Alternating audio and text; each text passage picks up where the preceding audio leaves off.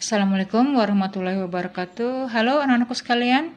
Hari ini kita mempelajari pada pembelajaran kelima dari subtema 2 ya, pada buku tema 7, duduk dengan kelas 5. Kita akan belajar peristiwa dalam kehidupan. Nah, peristiwa dalam kehidupan ini tentang proklamasi ya, pembentukan NKRI. Sebelumnya yang belum subscribe, di-subscribe dulu. Yang sudah tinggal like, kemudian bisa di-share pada kawan-kawannya. Kita lanjut pada halaman berikutnya, yaitu pembelajaran kelima, halaman 125 ya. Peristiwa-peristiwa heroik banyak terjadi di daerah-daerah setelah proklamasi. Nah, ini kita belajar pada pembelajaran kelima tentang peristiwa heroik ya. Perhatikan tulisannya. Semangat dan sukacita menyambut proklamasi kemerdekaan sangat terasa di seluruh penjuru Indonesia. Semangat tersebut diikuti oleh keinginan yang kuat untuk mengusir Jepang dari Indonesia. Seberapapun kuatnya tentara Jepang yang dipersenjatai lengkap dan modern, tidak menyurutkan nyali dan tekad pejuang-pejuang Indonesia dengan gagah berani dan jiwa pantang mundur yang berkobar-kobar. Pejuang-pejuang Indonesia terus menentang dan melakukan berbagai macam perlawanan terhadap Jepang. Nah, ayo rasakan semangat gagah berani dan pantang mundur para pejuang Indonesia dengan menyanyikan lagu Maju Tak Gentar. Berikut ini Ibu berikan cuplikan lagu Maju Tak Gentar.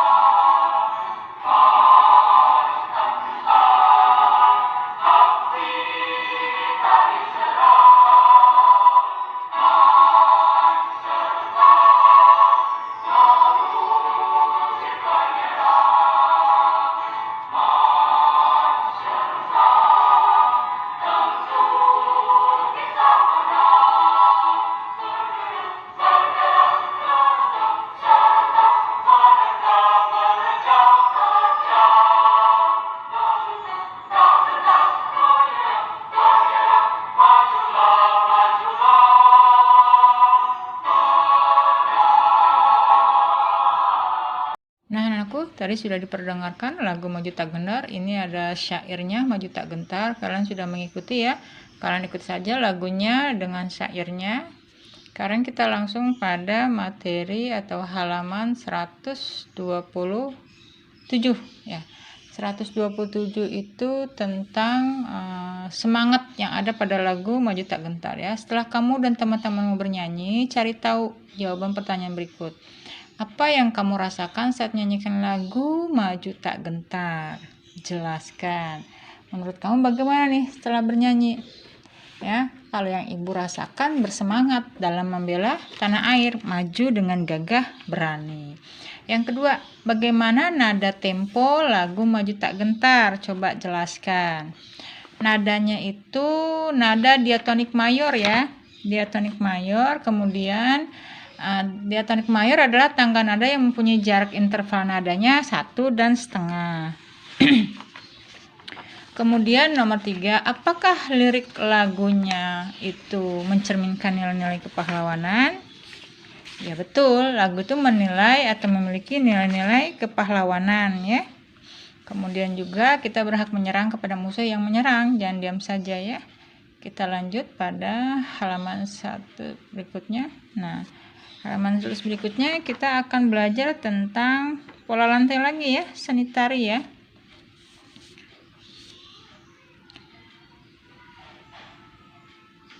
Nah, ini peragakan gerak berikut dengan semangat seperti para pejuang mempertahankan kemerdekaan Indonesia.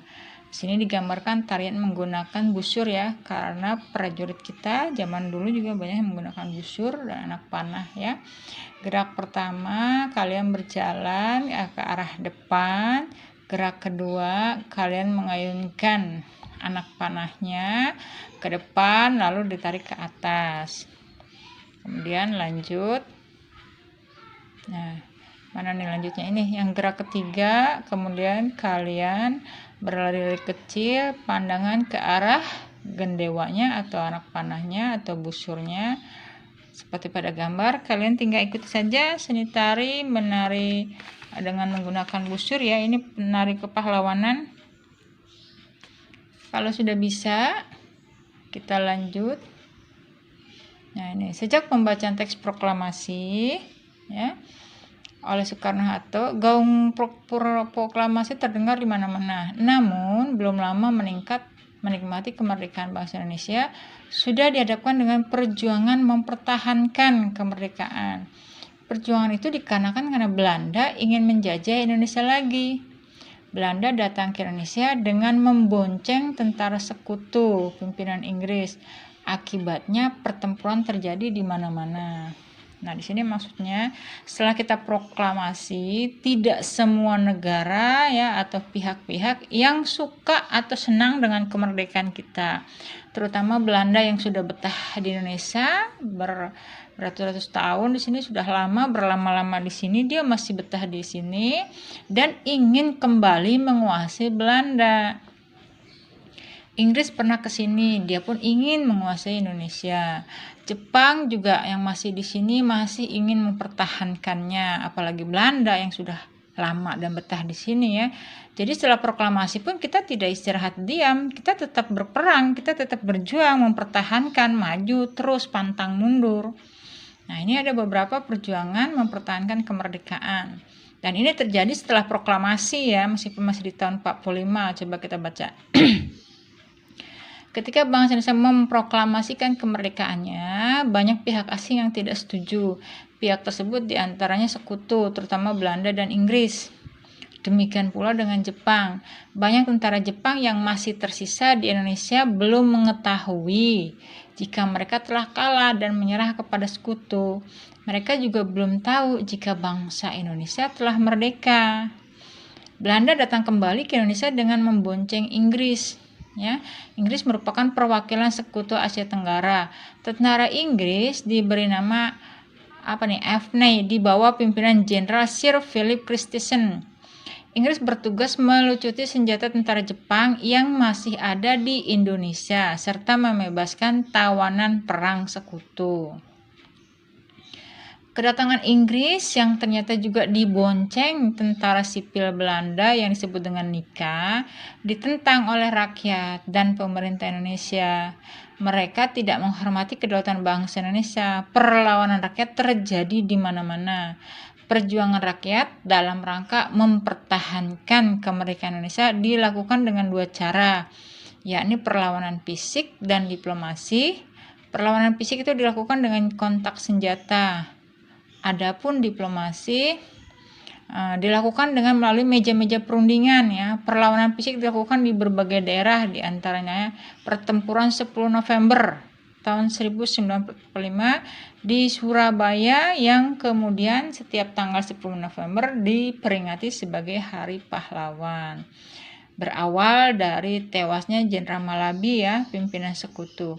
Adapun tokoh yang terlibat adalah Bung Tomo, Gubernur Suryo, dan Kolonel Sungkono, juga tentu masyarakat yang lain ya.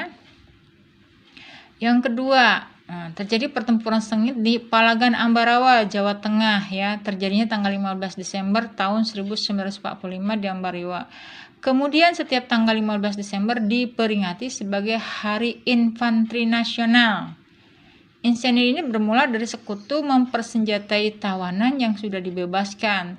Sekutu juga membebaskan orang-orang Belanda secara sepihak. Adapun tokoh yang terlibat antara lain di sini Kolonel Isdiman dan Kolonel Sudirman. Jadi di sini maksudnya ada tawanan perang Belanda yang sempat ditawan oleh Jepang, dibebaskan oleh Sekutu, kemudian dipersenjatai lagi untuk menghadapi kita. Nah, kita marah di sini ya, maka terjadi perlawanan ya di Palagan Ambarawa. Kemudian di Bandung menjadi lautan api. Terjadi pada tanggal 23 Maret tahun 46. Insiden ini bermula dari tentara Jepang, bermula dari ultimatum Sekutu meminta senjata yang diperolehnya dari Jepang untuk diserahkan kepada Sekutu.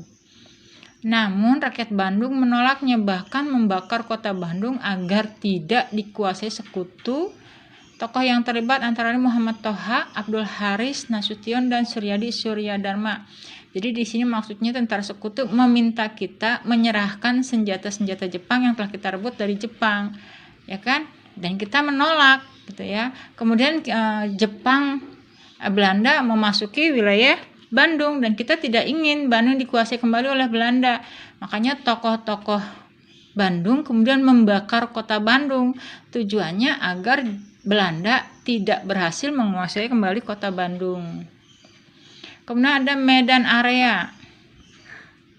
Terjadinya pada tanggal 10 Desember 1945 karena orang-orang Belanda menginjak-injak bendera merah putih. Tokoh yang terkenal adalah Ahmad Tahir. Kemudian ada serangan umum 1 Maret tahun 1949 di Yogyakarta. Peristiwa ini dipicu Belanda yang menduduki kota Jogja dan mempropagandakan bahwa TNI telah hancur. Tokoh yang terlibat antara lain Letnan Kolonel Soeharto dan Sultan Hamengkubuwono IX ya. Nah, ini gambar monumen serangan umum 1 Maret. Perjuangan secara diplomasi juga dilakukan. Perundingan pertama, perundingan Linggarjati diadakannya tanggal 10 November tahun 46 di Linggarjati, Cirebon, Jawa Barat. Dalam perundingan ini Indonesia diwakili oleh Sultan Syahrir dan dari Belanda diwakili oleh Profesor Schermerhorn ya. Hasil perjanjiannya adalah 1. Belanda hanya mengakui kekuasaan RI atas Jawa, Madura, dan Sumatera. 2. Negara Indonesia Serikat terdiri dari negara Republik Indonesia, negara Indonesia Timur, dan negara Kalimantan. Negara Indonesia Serikat dan Belanda merupakan satu uni ya, dengan nama Uni Indonesia Belanda yang diketuai oleh Belanda.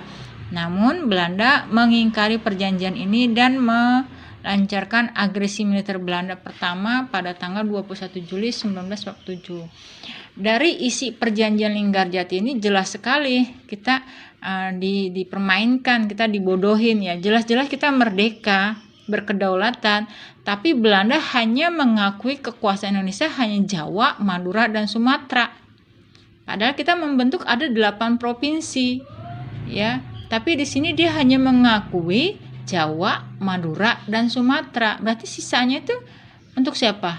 Nah, sisanya Belanda meminta kita mendirikan negara Indonesia Timur, negara Kalimantan, negara Republik Indonesia. Ya, jadi membuat sebuah negara Indonesia Serikat gitu kan. Jadi yang lain tuh bergabung di sini. Nah, yang ketiga, Indonesia Serikat dan Belanda dijadikan satu, tapi dipimpin oleh Belanda. Nah, ini liciknya Belanda. Tapi setelah ini ditandatangani, disetujui, Belanda mengingkarinya pula.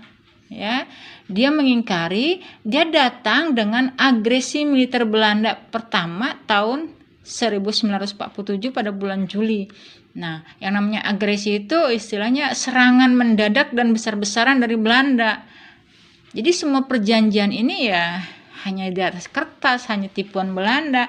Dalam perjanjian kita dirugikan. Pada akhirnya dia pun tidak terima, dia menginginkan semuanya. Dengan maksud seperti itu akhirnya dikirimlah pasukan, diseranglah kita, ya. Itulah, meskipun kita lewat perjanjian diplomasi masih tetap diingkari juga oleh Belanda. Perjanjian kedua yang diusahakan yaitu perjanjian Renville. Diadakannya 1 tahun berikutnya ya, 17 Januari 1948 di atas kapal Renville milik Amerika. Isinya nih, kembali Belanda mengakui daerah RI atas Jawa Tengah, Jogja, dan sebagian kecil Jawa Barat dan Sumatera. Yang kedua, semua pasukan RI harus ditarik mundur dari wilayah yang diduduki Belanda. Yang ketiga, Belanda tetap berdaulat di seluruh wilayah Indonesia sampai diserahkan kepada Republik Indonesia Serikat yang akan segera dibentuk. Namun Belanda lagi-lagi mengingkari perjanjian Renville dengan agresi militer Belanda kedua pada tanggal 19 Desember 1949. Kalau kita lihat isi dari perjanjian Renville, ini lagi-lagi merugikan Indonesia. Perhatikan ya, Belanda hanya mengakui RI Jawa Tengah, Jogja, sebagian kecil Jawa Barat, dan Sumatera. Kemudian dia meminta kita menarik mundur pasukannya yang diduduki oleh Belanda. Kemudian Belanda tetap berdaulat. Bayangkan Belanda tetap berdaulat. Padahal kita udah merdeka, udah proklamasi, tapi Belanda tetap berdaulat di seluruh wilayah Indonesia. Berarti kan kita nih bagaimana ya? Jadi sebenarnya kita nih sudah tanda tangan, kita mengakui hanya sebagian kecil milik kita, tapi masih belum puas Belanda. Akhirnya Belanda melakukan lagi agresi militer Belanda yang kedua. Dia mengingkari perjanjian Renville. Dia melakukan lagi agresi militer Belanda kedua pada tanggal 19 Desember tahun 49.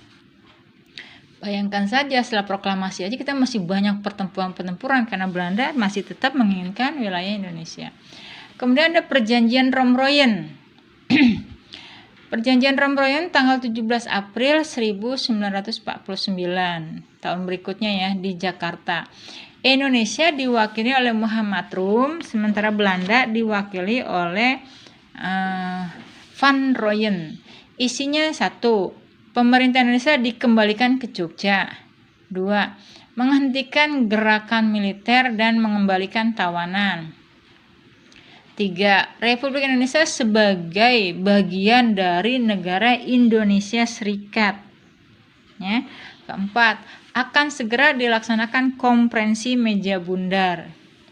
Perjanjian ini kalau diperhatikan lagi masih sama. Lihat poin yang ketiga.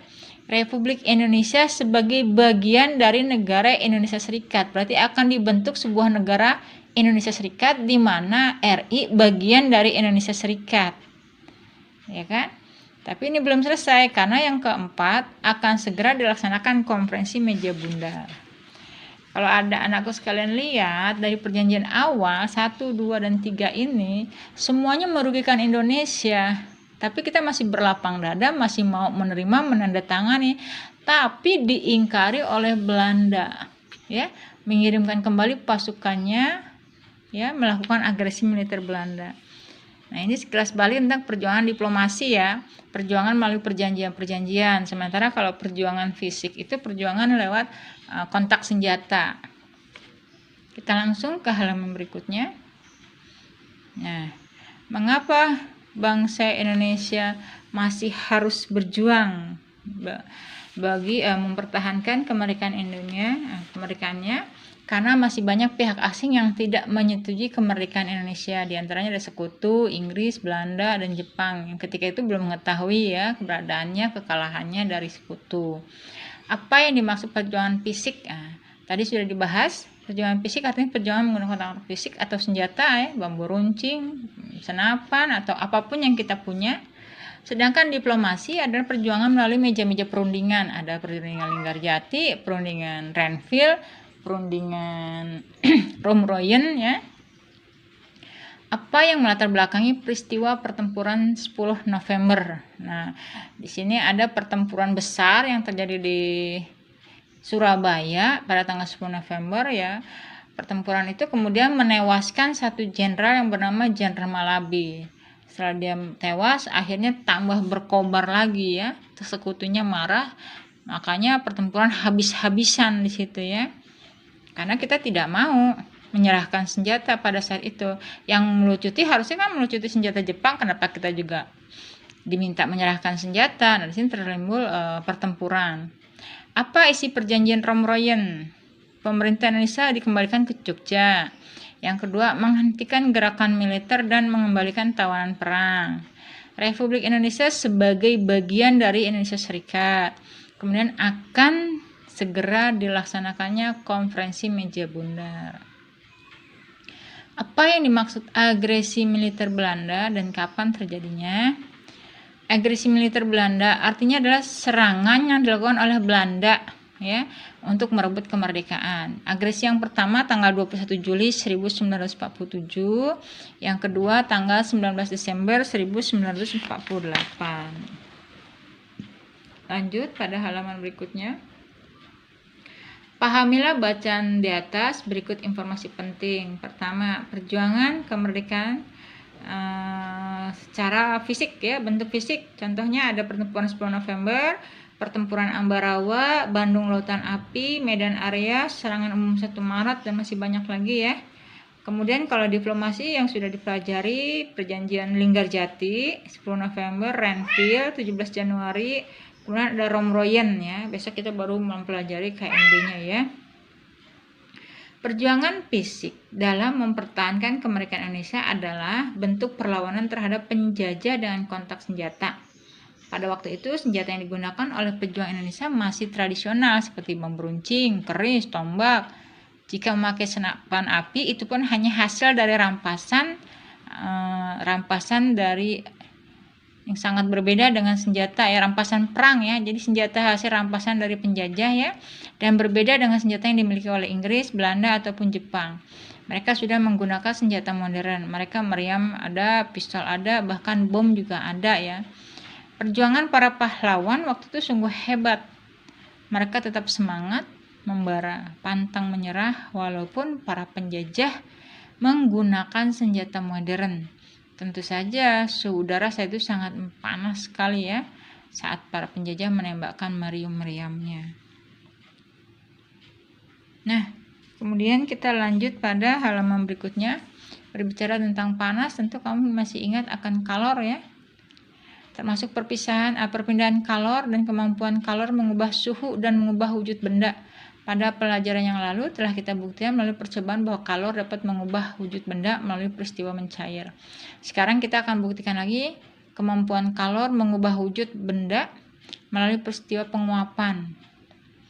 Penguapan adalah peristiwa perubahan wujud dari cair menjadi gas melalui penyerapan kalor. Pernahkah kau mengamati ketika merebus air sampai mendidih, apakah yang keluar dari cerek? Dari mulut cerek keluar asap putih. Asap putih tersebut adalah air yang terkena panas berubah menjadi uap air. Contohnya, bensin dibiarkan di tempat terbuka lama-lama akan habis, jadi menguap ya. Minyak wangi, minyak kayu putih dibiarkan dalam botol terbuka dalam waktu lama juga akan berkurang. Baju basah akan kering ketika dijemur. Nih, kita siapkan percobaannya. Ada kompor, panci yang tertutup, kemudian ada dudukan pembakar atau kompor ya. dan air secukupnya. Cara kerjanya, tuang air ke dalam panci, siapkan kompor dan dudukannya, kemudian dinyalakan. Panaskan air dalam panci. Dalam arti kita memasak air, ya. Tunggu beberapa saat sampai terlihat sesuatu yang keluar dari permukaan air. Kemudian, setelah beberapa saat, kita tutup. Buka tutup panci dengan hati-hati. Lihat dan perhatikan sesuatu yang terbuat dari tutup panci. Panaskan air ke dalam panci tanpa tutup panci. Ya. Panaskan air dalam panci tanpa tutup lagi, kemudian bandingkan dengan jumlah air dalam panci dengan jumlah air pada waktu awal. Ketika kamu menuang air ke dalam panci, benda apa berwujud apakah? Yaitu wujudnya cair. Bagaimanakah suhu air sebelum dipanaskan? Sebelum dipanaskan dingin atau bersuhu rendah. Apa yang terjadi pada saat air dalam panci diletakkan di atas kompor?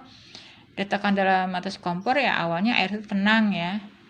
Tenang dan diam, tidak bergejolak, ya, tidak mendidih, ya. Setelah beberapa saat di atas kompor spiritus, di atas kompor air, di atas kompor yang menyala, keluar dari permukaan. Yang keluar itu adalah uap, ya. Karena pemanasan dari panas kompor, air itu keluar menguap ke atas, ya. Kalau tidak ditutup, maka uap itu akan menghilang di udara, ya. Tapi kalau ditutup, dia akan menempel pada tutup panci. Setelah ditutup dengan tutup kering, kemudian tutup dibuka, apa yang terjadi? Nah, pada tutupnya itu akan ada titik-titik air, ya, ada embun, ya. Karena uap tadi, ya, uap tadi menempel di tutup panci. Kalau tidak ditutup, dia akan keluar ke udara dan menghilang. Tapi kalau ditutup, maka dia akan menempel air tersebut di tutup panci, ya. Dari manakah asalnya yang ditutup panci itu? Dari uap air yang naik dan menempel pada tutup panci. Setelah air dipanaskan beberapa saat, bertambah atau berkurang air dalam panci. Jika berkurang, kemana air itu menghilang? Berkurang pastinya, air menguap ke atas dan menjadi tetes embun pada tutup panci. Kesimpulannya, kegiatan yang telah kamu lakukan menunjukkan dengan pemanasan air akan berubah wujud menjadi uap air, ya, dan bisa juga menjadi tetesan embun. Itu percobaan yang pertama, ya, kita membuat embun. Yang kedua, siapkan sapu tangan air dalam mangkuk. Cara kerjanya, siapkan alat dan bahan, selupkan sapu tangan ke dalam air.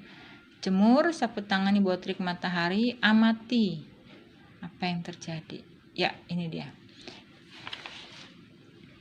Kesimpulannya, sapu tangan basah karena mengandung air saat dijemur. Air pada sapu tangan mengalami perubahan wujud menjadi uap air, ya, menguap ke atas, ya, karena kena panas matahari. Uap air bergerak ke udara yang suhunya lebih rendah. Setelah semua air berubah menjadi uap, sapu tangan kering.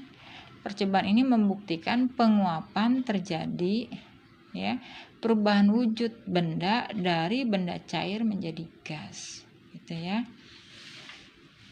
Jadi penguapan terjadi di sini, pemanasannya dari sinar matahari, ya. Kalau percobaan yang pertama pemanasannya dari api kompor, yang ini dari panas matahari. Beruntunglah kita memiliki pejuang-pejuang bangsa yang mempunyai semangat pengabdian dan keikhlasan dalam berjuang. Para pejuang tersebut merupakan putra-putri pilihan, mempunyai kualitas diri yang baik. Nah, sekarang kamu renungkan dan pikirkan apa manfaat dari mempelajari perjuangan mempertahankan kemerdekaan. Tulislah perilaku-perilaku keteladanan yang dimiliki oleh kamu, para pejuang, yang ditunjukkan oleh para pejuang. Apakah kehidupan sehari-hari kamu sudah mencerminkan sikap yang menghargai jasa para pejuang? Nah, tuliskan kalau memang kamu memiliki sikap seperti para pejuang, sikap apa saja, ya, tuliskan di sini. Nah, anak-anakku, pembelajaran kelima sudah selesai. Ibu tutup dulu, semoga kalian paham. Ibu tutup dan mengucapkan wassalamualaikum warahmatullahi wabarakatuh.